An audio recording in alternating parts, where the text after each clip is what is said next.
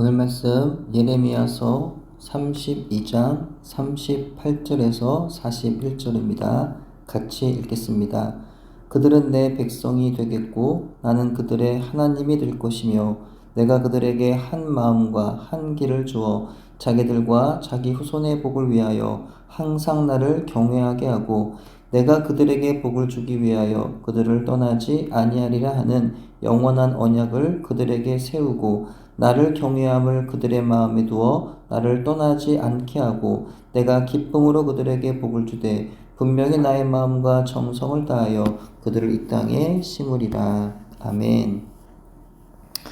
성도가 당하는 고난 앞에서 때로는 그것이 하나님이 내게 허락하신 재앙, 내게 허락하신 징계인 것처럼 여겨지는 경우가 있습니다. 그리고 그 재앙이나 징계가 나에게 나쁜 것이 아닌 복이 되는 경우가 있습니다. 우린 그 고통의 시간들을 통해서 비로소 나의 무지와 무능을 깨달아 알게 되고 온전히 은혜 하나님을 찾고 의지할 수밖에 없게 되기 때문입니다. 바벨론 군대가 예루살렘을 포위하여 나라가 멸망 직전에 놓였을지라도 억울하게 감옥에 갇혀 옥살이를 하고 있을지라도 휴지 쪼가리에 불과한 땅 문서를 돈 주고 사라 할지라도 바벨론에 끌려가 노예 생활을 해야 한다고 말씀하실지라도 그 모든 말씀을 예레미야는 다 받아들입니다. 인정하고 수용하면서 사명의 그 자리를 지킵니다. 예레미야는 어떻게 이런 상황을 허락하시는 하나님 말씀에 순종하며 불평하지 않고 주어진 환경을 그대로 수용할 수 있었을까요? 만일 우리에게 예레미야가 처한 상황이 주어진다면 우리 예레미야처럼 순종하면서 그 자리를 지켜낼 수 있을까요? 하나님을 원망하거나 낙심하여 사명의 자리를 떠나진 않을까요? 하나님이 살아계시다면 어떻게 이런 일이 나에게, 우리 가족에게, 이 나라에 일어날 수 있느냐면서 어쩌면 하나님의 존재를 부인할 수도 있을 것 같습니다. 그러나 예레미야는요, 그렇게 하지를 않았던 것이죠. 어떻게 예레미야는 우리와 똑같은 인간임에도 하나님의 언약과 다른 현실, 하나님 백성으로서 기대하는 것과 다른 현실의 문제를 수용할 수 있었던 걸까요? 그것은 하나님께서 이와 같은 마음을 예레미야에게 주셨기 때문입니다. 본문 40절, 41절입니다. 내가 그들에게 복을 주기 위하여 그들을 떠나지 아니하리라 하는 영원한 언약을 그들에게 세우고 나를 경외함으로 그들의 마음에 두어 나를 떠나지 않게 하고 내가 기쁨으로 그들에게 복을 주되 분명히 나의 마음과 정성을 다하여 그들을 이 땅에 심으리라. 우리에게 복을 주시고 우리를 떠나지 않겠다는 영원한 약속을 세우시며 하나님을 경외하는 마음을 우리 마음에 두셔서 우리로 하여금 그분을 떠나지 않게 하시겠다는 이 말씀, 여호와 하나님께서 기쁨으로 우리에게 복을 주시되 하나님의 마음과 정성을 다하여 우리를 이 땅에 심어 주시겠다는 이 말씀이 오늘 우리가 이해할 수 없는 상황 속에 직면해도 오직 하나님만을 소망하며 기다리며 오늘을 견딜 수 있는 믿음의 삶이 가능하게 만드는 이유인 것입니다. 이스라엘은 야곱이 그의 형 에서와 다시 만나던 때 요단 동편 약복 강가에서 하나님의 사자와의 씨름 후에 얻은 이름입니다. 그래서 이스라엘의 문자적 의미가 하나님과 더불어 싸우다라고 해석이 되는 것이죠. 그 이후 야곱의 자손이 12지파가 되어 이스라엘 민족의 조상이 되었으며 따라서 오늘날 불려지는 이스라엘은 히브리 족속 전체를 가리키는 이름으로 고유 명사화 되었던 겁니다. 솔로몬 왕 이후에 북쪽의 10지파가 여로보암 1세를 왕으로 세우면서 분열 왕국 시대가 시작되었습니다. 분열 이후 북쪽은 이스라엘로 남쪽은 유다로 불려지게 되었습니다. 신약 시대에 들어와서 오순절 성령 강림 이후 이스라엘이란 용어는 영적 의미를 부여받게 됩니다. 즉 이제 이스라엘은 유다 족속을 가리키는 것이 아니라 택함 받은 하나님의 백성 모두를 의미하게 된 것이죠.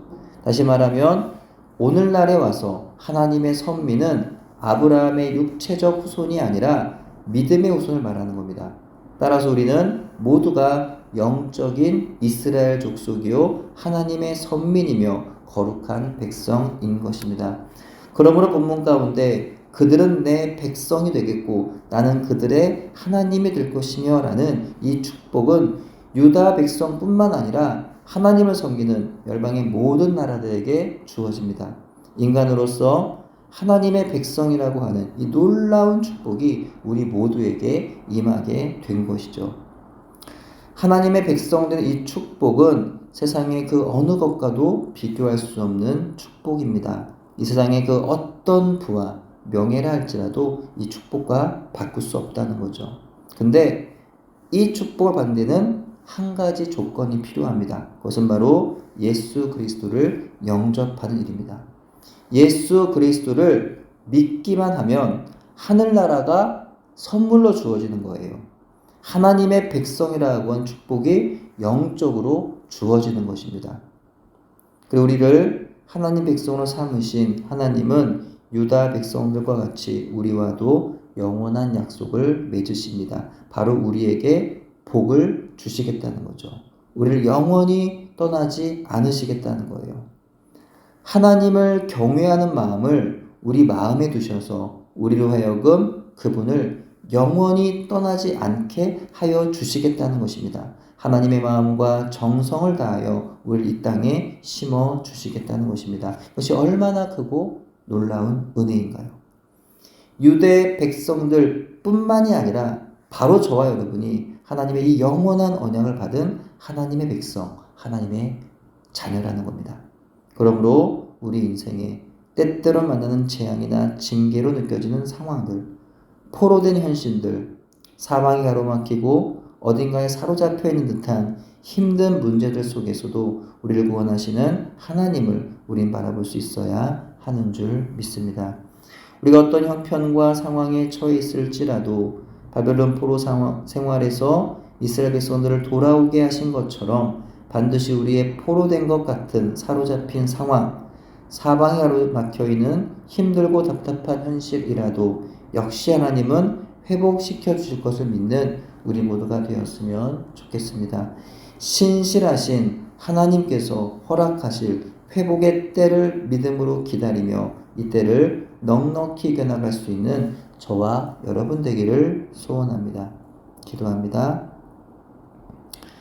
우리를 땅에 심어주신 하나님, 심으신 분도 하나님이시요, 물 주시는 분도 하나님이시요, 자라게 하시는 분도 하나님이시요, 열매 맺게 하시는 분도 하나님이심을 믿습니다.